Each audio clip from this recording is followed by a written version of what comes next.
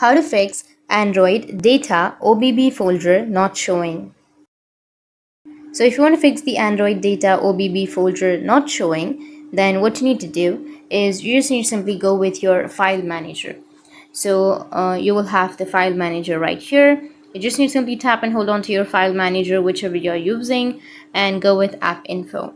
Once you're under the app info, now you need to go with storage and cache, and you can clear the cache and also the storage and delete the app data. Once you've deleted your cache and your storage, you just need to simply go back and make sure to update the application, because if you have any updates under your file manager, then it might have some problems.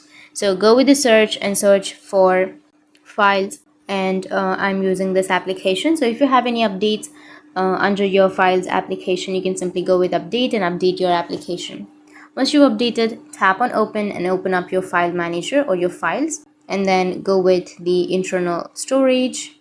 Once you're under the internal storage, you can go with Android, and here you will have your OBB folder. Tap on OBB folder and you will have your files right here. So that's how you can fix your Android data OBB folder not showing. And if you have any questions, feel free to comment below. Thanks for watching.